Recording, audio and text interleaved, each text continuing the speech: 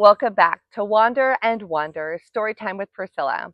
Today's chapter from The Wonderful Wizard of Oz reminds us that even the smallest friends can be the bravest heroes. Let's settle in, open our story, and see how the tiny field mice saved the mighty lion.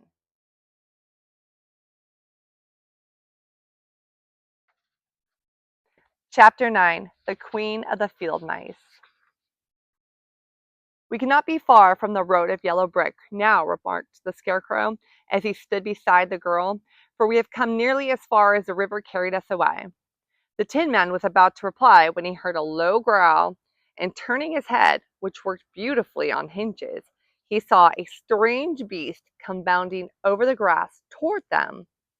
It was indeed a great yellow wildcat, and the Tin Man thought it must be chasing something, for its ears were lying close to its head and its mouth was wide open, showing two rows of ugly teeth, while its red eyes glowed like balls of fire. As it came nearer, the Tin Man saw that running before the beast was a little gray field mouse, and although he had no heart, he knew it was wrong for the wildcat to try to kill such a pretty, harmless creature.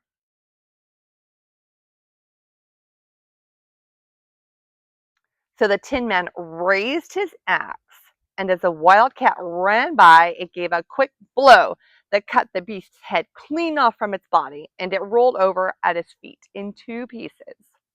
The field mouse, now that it was freed from its enemy, stopped short, and coming slowly up to the Tin Man, it said in a squeaky little voice, "Oh, thank you ever so much for saving my life." "Don't speak of it, I beg you," replied the Tin Man. "I have no heart, you know, so I'm careful to help all those who may need a friend, even if it happens to be only a mouse." "Only a mouse!" cried the little animal indignantly. "Why, I'm a queen, the queen of all field mice." "Oh, indeed," said the Tin Man, making a bow. "Therefore you have done a great deed as well as a brave one in saving my life," added the Queen. At that moment, several mice were seen running up as fast as their little legs could carry them, and when they saw their Queen, they exclaimed, "Oh, your Majesty, we thought you would be killed. How did you manage to escape the great wildcat?" They all bowed so low to the little Queen that they almost stood upon their heads.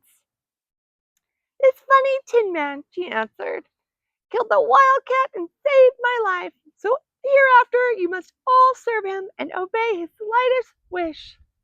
"We will," cried all the mice in a shrill chorus, and then they scampered in all directions. For Toto had awakened from his sleep, and seeing all these mice around him, he gave one bark of delight and jumped right into the middle of the group. Toto had always loved to chase mice when he lived in Kansas, and he saw no harm in it. But the Tin Man caught the dog in his arms and held him tight, while he called to the mice, "Come back, come back. Toto shall not hurt you."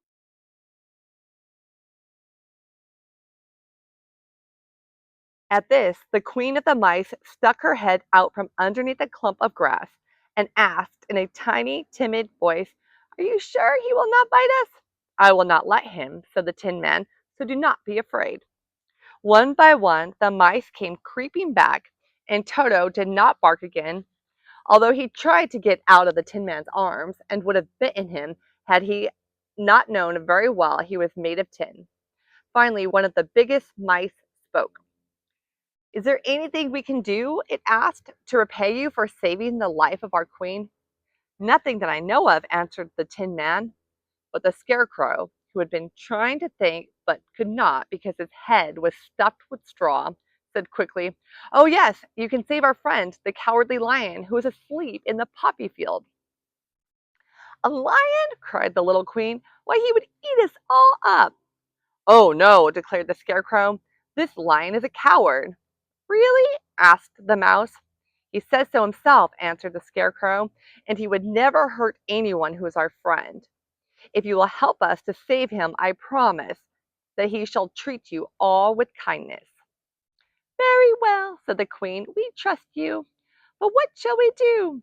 "Are there many of these mice which call you Queen and are willing to obey you?" "Oh yes, thousands," she replied. "Then send for them all to come here as soon as possible, and let each one bring a long piece of string." The queen turned to the mice that attended her and told them to go at once and all get her people. As soon as they heard her orders, they ran away in every direction as fast as possible. Now, said the Scarecrow to the Tin Man, you must go to those trees by the riverside and make a truck that will carry the lion. So the Tin Man went at once to the trees and began to work, and he soon made a truck out of the limbs of the trees, from which he chopped away all the leaves and branches. He fastened it together with wooden pegs and made the four wheels out of short pieces of a big tree trunk. So fast and so well did he work that by the time the mice began to arrive, the truck was all ready for them. They came from all directions, and there were thousands of them, big mice and little mice and middle-sized mice, and each one brought a tiny piece of string in its mouth. It was about this time that Dorothy woke up from her long sleep and opened her eyes.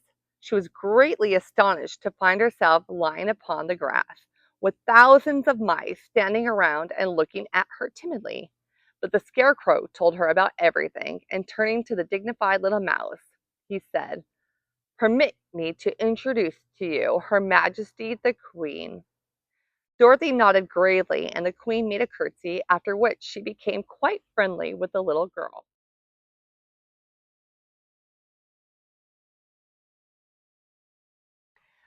The Scarecrow and the Tin Man now began to fasten the mice to the truck using the strings they had brought. One end of a string was tied around the neck of each mouse and the other end to the truck.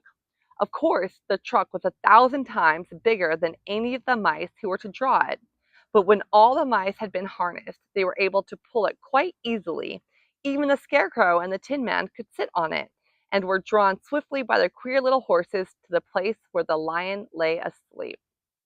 After a great deal of hard work, for the lion was heavy, they managed to get him up on the truck. Then the Queen hurriedly gave her people the order to start, for she feared if the mice stayed among the poppies too long, they would fall asleep. At first, the little creatures, many though they were, could hardly stir the heavily loaded truck, but the Tin Man and the Scarecrow both pushed from behind, and they got along better. Soon they rolled the lion out of the poppy bed to the green fields, where he could breathe the fresh air again instead of the poisonous scent of the flowers.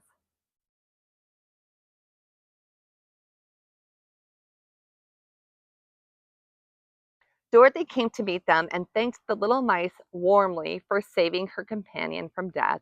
She had grown so fond of the big lion, she was glad he had been rescued.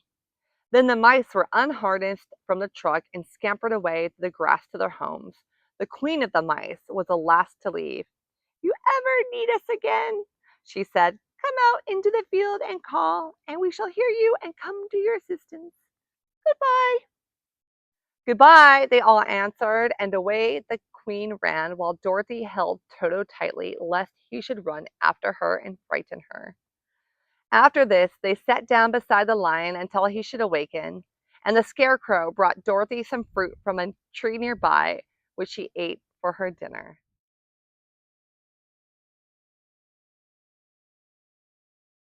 Today we saw how even the smallest heroes can save the bravest hearts. Because of the kindness of the field mice, the lion is free, and our friends can continue their journey toward the great Wizard of Oz.